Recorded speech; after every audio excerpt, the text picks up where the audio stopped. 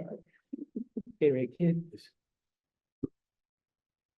First question over here, actually, for Becky, way over here. As much as can be made of the team's early struggles, you played an excellent team today in New York. Did a really good job of holding Sabrina, but Jonquil had 34 points. What makes her so difficult for this team to guard, especially tonight? I mean, first of all, she's shooting very well. So, you know, when you go into making scouting reports and this and that, you know, it's kind of like, what are you willing to live with? We know she's been shooting with three, but I thought, you know, Saab getting downhill really hurt us. Their guards getting downhill, we couldn't keep people in front, and then that put us in rotations. So it's not just the threes, it's the beautiful looking threes that they got. I mean, those are horse shots. But it all starts with the person guarding the ball. And she's been shooting it well. You know, as a team, they're actually not shooting it as well as they normally do. But Saab, JJ, and Phoebus kid, I mean, they can really shoot it, and they've been shooting it well. And I just down the line, player for player, we were not very good defensively tonight. You sort of talked about all this season, you know, the defense isn't where you guys want it to be. You're sort of learning every game certain things, but what do you sort of take away that you guys will have to improve on defensively? Staying disciplined. 40 minutes is a very, very long time in this game of basketball, and you have to stay disciplined no matter who you're playing. And I feel like we had some mental lapses where we were very undisciplined, and we can't do that. And that trickles down to other things. It trickles down to on the offensive end for us. So we have to just stay disciplined for 40 minutes, and that's hard. But that separates the good from the great. That separates the want to, the will, to just like half-assing. So that's what we have to continue to harp on, and it starts with me, and I take a lot of accountability when it comes to being on the defensive end, because I have to be more present for my guards. I have to be more present just for everyone on the court as much as I can. So it's hard, but I'm never going to back down from a challenge, and I love that. So I'm going to step up to the plate next game and not only welcome it for myself, but for my team as well. We got to stay disciplined in that. Asia, speaking of the next game, you called Seattle a super team the last time you guys faced each other. How do you want to attack them the second time around? Just more defensive minded, honestly. They have a great roster, obviously, with the newcomers that they have. And they're really playing good basketball right now. So for us, we have to just find our niche, find who we want to be. I feel like we see a lot of glimpses of the aces, and then we see some glimpses of, I don't know what aces spelled backwards is, but it's that. And so we can't have that. So going into Seattle, we really have to buckle in on the defensive end and then let everything else flow. They're going to be nice where we might not shoot great. It's going to be nice where we shoot incredible. But the defensive side is what we can always control. Always control. So going into that game, like I said, I'm just going to be more mentally, defensively tuned in, and then the rest will flow. Coach, in the third quarter, I believe, New York went on a 14-0 run. What was the message in the huddle to keep the team engaged? Shouldn't be much of a message. 14-0 should be enough I was message. about to say, that's a message. That should be a message in itself. I think I was talking about discipline though during that run. I came in and talked about how just we're all over the map defensively. We look unorganized, we look undisciplined, we look. Not us. I mean, and you see different stretches of it, but I see different. I mean, I see 8 different aces teams within the length of a 40-minute game. We're amazing balls popping one possession, and then we're just ISO one-on-one. Let's watch somebody go make a play the next. And there's just zero consistency, zero.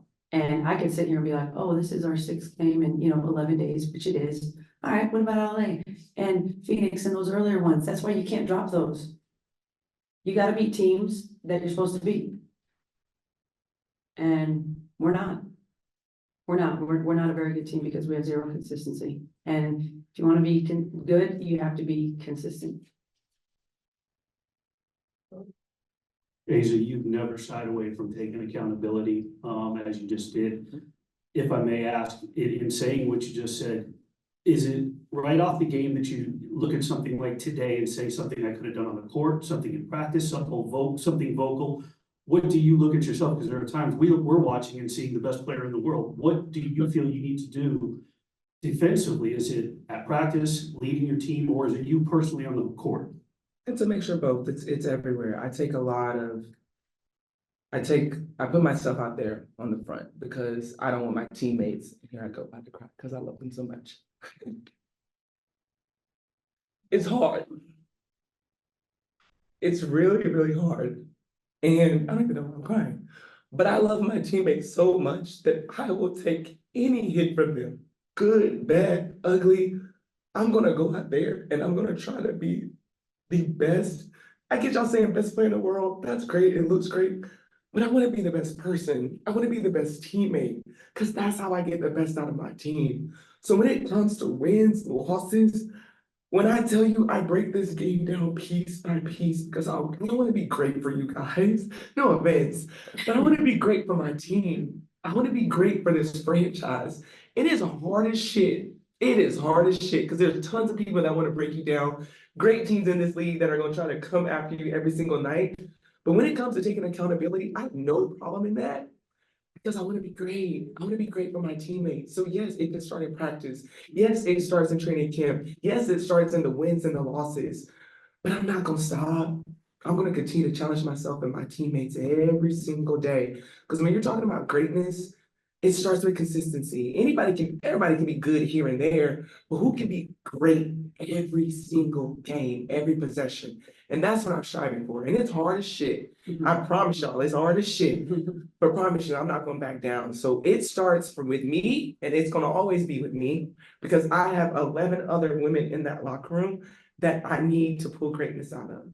So that's where it goes from. If it's talking more, is it trying to fight on the court? Is it being a defensive presence? I'm going to be that every single day for my team because I want them to be great, not just for rings and banners, because I know the potential that we have in our locker room. So it starts everywhere with me, and I'm going to take that challenge every single day and going out there. Y'all can still see me smiling and dancing because I never want anyone to see us break. And obviously, I'm crying now breaking, but it's a part of it. And I want you guys to see this. This shit's hard. I'm not gonna sit up here and act like it's roses. It's hard, but I'm not going back down ever. Yeah. Got two more here. Well, Coach, what's your response to, Asia breaking down and, how does she push you to be a better coach? Oh, man, me and A talk a lot. We talk a lot. I know how much she cares. I talk about it a lot, just who she is as a person and as a leader. So losing, she could care less. She would rather average 12 and 10 And and win. win. She would rather do that. I'm telling you right now, that's who she is. She's been playing amazing, but we have not, and I tell them that, I tell it to their face right now, we don't have an edge. And we have not had it since day one in training camp, and I felt it, and I've tried to address it, but we're not that hungry. Yeah. And so, the mistakes, because it's like plugging holes in a dam. It's like you do, okay, you fix this then, and then this hole pops over here, and then you plug that hole, and now this hole pops over there. I think there's a lot of, obviously, nobody likes losing in that locker room. That's a given. Okay, nobody likes it. But we're the only ones that can do anything about it as well. So, the element of being tired and this and that, that's real. I'll buy that. But it's no excuses for the earlier losses, like, what are we now at home? 3 and 4 or something like that? What is it? 3 and 4. Yeah, 3 and 4. We lost one game here last year. One.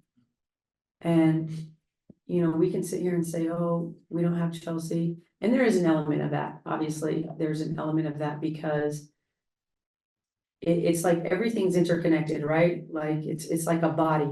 Like, how can you press something in my foot and release pressure in my neck?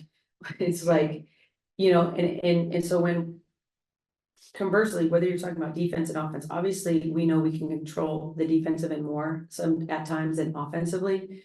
But like when you're missing shots and you're constantly in transition and you're constantly just backpedaling, it gets hard. And conversely, okay, now we weren't very efficient offensively. Now our defensive efficiency starts to go down because, you know, there's just, it's like a snowball effect. And that's where Chelsea helps because, you know, she's somebody who knows how to stop the bleeding, when to stop the bleeding, how. And so getting her back and her presence is real. I mean, we're playing against teams that, you know, we're a fine-tuned ecosystem. And so you take an ingredient or two out, you know, it kind of trickles down through the whole group. But we still have enough. I don't want to make it an excuse for Chelsea. There's enough, believe me. They played without their point guard too. You know, so there's no excuses here. It is what it is. We're not a very good team right now. And you can talk about potential and talent all day long. Great, we have that.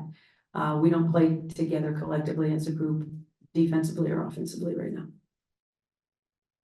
Becky, you talked about efficiency and consistency. You and Age both did. Offensively, 3-point shooting obviously is a big part of this game for New York. They pretty much hit everything. You guys, you did hit 6 threes at the end of the game. For a better part of this game, 3-point shooting was difficulty. Are there any tweaks or changes that you can look at yourself and your coaching staff as far as addressing things offensively for a 3-point shooting game for this team? I mean, we, for sure, I don't think we've had, I don't think besides Asia, anybody's just playing super great. You know, I don't think KP's happy. She played well, you know, shot well today. I don't think Jackie's overall happy with how she's performed. Yeah, she had a great game the other night. But, you know, after that, those other little pieces, you know, come into play a little bit. It starts to get too much to ask on the big three. We got to fill in the holes a little bit better. I mean, they can only do so much, right? But we haven't shot well. We haven't. We're missing open threes. I have to think that worm will turn. It typically always does. But how do we score? How do we move the ball? And how do we get, like I said, there's moments today where it was like, oh, there we are. And then it's like, nope. Back to standing, you know, when the ball doesn't move, it's because the body stopped moving. Body and ball movement are very, very connected. And it's like, we'll go down and we'll make these bang, bang, bang, wide open three, and then completely go away from it. Like, why? You know how you have to play, you know what works, you know what it takes, what plays, how you have to play. And you know, and I told them, I'm like, playing the right way, it's not a suggestion, it's mandatory. And it gets a little bit deflated because you play the right way, bang, bang, bang, wide open three, and then clank. You know, it's like, you know, so yeah, but let's have those moments more often than not. Let's not see them, you know, 10 times a game and then not see it for the other, you know, 30 minutes. So I think right now there's a lot of frustration, obviously, in the locker room. And we're having a tendency to go inward when things get hard and just someone tries to do it themselves and get it all back in one. It's like, and that's where you miss the Chelsea, where it's like, all right, hold on, like, calm down. We're gonna run this. And then, you know, you dissect it and you take what the defense is giving you. But there's no doubt we have a lot of work to do defensively. And then, you know, we start playing that end of the floor, and then I'll talk to you guys about offense. But until we start acting like we care, you can say you care all the time. Show me you care. You know, middle drives, come off strong side, you know. I mean, I could go down the list of like no-nos that we're doing every game. And so we're not very good even in our base defense. So forget about jumping crap up. Like we can't even guard one-on-one with 5 people. and be like a good unit to watch defensively. I thought their activity with their deflections, even if they didn't get to steal, their deflections was disruptive today. And I bet if we went back and counted deflections, Nikias, did you count deflections? Oh, he's not on. What happened? Oh, well. There's that. I bet they had a lot more activity than needed defensively with getting their hands on pieces of the ball. Thank you very much. Thank you.